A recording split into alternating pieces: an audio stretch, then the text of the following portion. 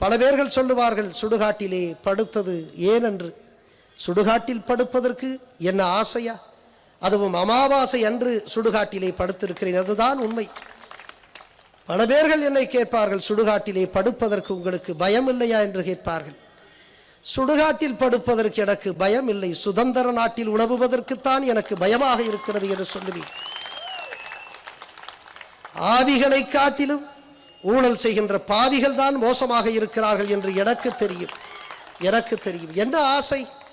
என்னுடைய அலுவலர்கள் எல்லாம் ஏதோ விளம்பரத்திற்காக செய்கிறேன் என்று சொன்னார்கள். இது ஒரு விளம்பரமா? ஒரு IAS அதிகாரி, அதுவும் அந்த மாவட்டத்தினுடைய ஆட்சியராக இருந்தவன் ஏன் சுடுகாட்டிலே படுக்க வேண்டிய ஒரு நெருக்கடிக்கு உள்ளானார் என்று யாரும் யோசிப்பது இல்லை. சுடுகாட்டிலே படுத்து அந்த ஆதாரங்களை காப்பாற்ற வேண்டிய நிலைமைதான் இன்றைக்கு இருக்கிறது என்பதை புரிந்து கொள்ள வேண்டும்.